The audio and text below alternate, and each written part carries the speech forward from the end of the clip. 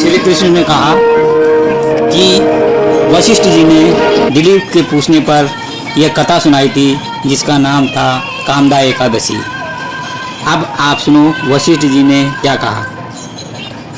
वशिष्ठ जी बोले, राजन, चैत्र शुक्ल पक्ष में कामदा नाम की एकादशी होती है। वह परम पुण्यमयी है। पाप रूपी ईंधन के लिए तो वह दावानल है।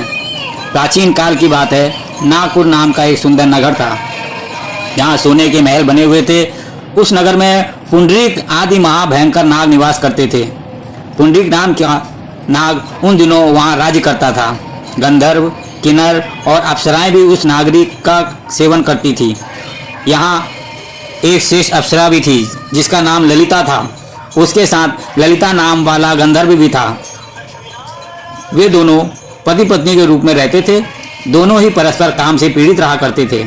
ललिता के हृदय में सदा पति की ही मूर्ति बसी रहती थी और ललित के हृदय में सुंदरी ललिता का नित्य निवास था। एक दिन की बात है, नागराज पुंडरीक राजसभा में बैठकर मनोरंजन कर रहे थे। उसी समय ललित का गान हो रहा था, किंतु उसके साथ उसकी प्यारी ललिता नहीं थी। गाते गाते उससे ललिता का स्मरण हो गया, अतः उसके पैरों की गति रुक गई और जीभ लड़खड़ाने लगी। नागों में श्रेष्ठ करकोटा को ललित के मन का संताप ज्ञात हो गया, अतः उसने राजा पुंडरीक को उसके पैरों की गति रुकने एवं गाने में त्रुटि होने की बात बता दी।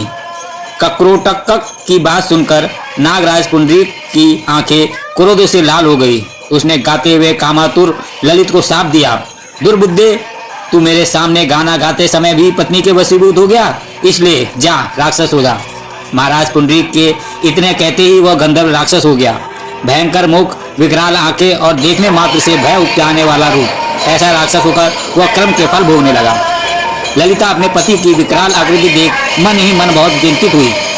भारी दुख से कष्ट पाने लगी। सोचने लगी, क्या करूं, कहाँ जाऊं।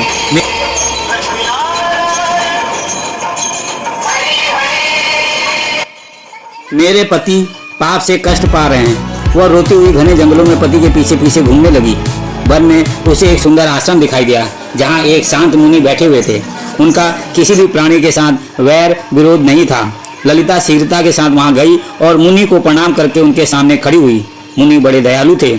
उस दुखनी को देखकर वे इस प्रकार बोले, सुबह, तुम कौन हो, कहाँ से आई हो, मेरे सामने सच सच बताओ।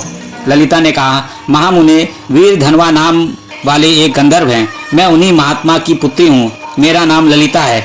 मेरे स्वामी अपने पाप दोष के कारण राक्षस हो गए हैं। उनकी यह अवस्था देखकर मुझे चैन नहीं है। ब्राह्मण, इस समय मेरा जो कर्तव्य हो वह बताइए। विप्रवर, जिस पुण्य के द्वारा मेरे पति राक्षस भाव से छुटकारा पा जाए उसका उपदेश कीजिए।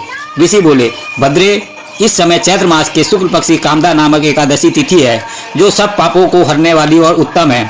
तुम उसी की विधि पूर्वक व्रत करो और इस व्रत का जो पुण्य हो उसे अपने स्वामी को दे डालो। पुण्य देने पर क्षण भर में ही उसके साप का दोष दूर हो जाएगा। राजन, मुनि का यह वचन सुनकर ललिता को बड़ा हर्ष हुआ। उसने एकादशी को उपवास करके द्वादशी के दिन उन ब्रह्मर्षि के समीप ही भगवान वासुदेव के श्री विग्रह के समक्ष अपने पति के उद्धार के लिए यह वचन कहा, मैंने जो यह कामदा एकादशी का उपवास व्रत किया है उसके पुण्य के प्रभाव से मेरे पति का राक्षस भाव दूर हो जाए। कहते ही वशिष्ठ जी कहते हैं, उसने दिव्य देह धारण कर लिया। राक्षस भाव चला गया और पुनः गंधर्वत्व की प्राप्ति हुई। नृपश्रेष्ठ, वे दोनों पति पत्नी कामदा के प्रभाव से पहले की अपेक्षा भी अधिक सुंदर रूप धारण करके विमान पर आरूढ़ हो अत्यंत शोभा पाने लगे। यह जानकर इस एकादशी के व्रत का प्रयत्न पूर्वक पालन करना चाहिए। मैंने लोगों के हित के लिए तुम्हारे सामने इस व्रत का वर्णन किया है। कामदा एकादशी ब्रह्म हत्या आदि पापों तथा पिशाचत्व आदि दोषों का भी नाश करने वाली है। राजन, इसके पढ़ने और सुनने से वाजपेयी यज्ञ का फल मिलता है। एकादशी व्रत में शकरकंद, कुट्टू, आलू, साबूदाना, नारियल, काली मिर्च, सेंधा नमक, दूध, बादाम, अदरक, चीनी आदि पदार्थ खाने में शामिल कर सकते हैं। एकादशी का उपवास रखने वालों को दशमी के दिन मांस, लहसुन, प्याज, मसूर की दाल आदि निषेध वस्तुओं का सेवन नहीं करना चाहिए। एकादशी की रात को मखाने की खीर खा सकते हैं।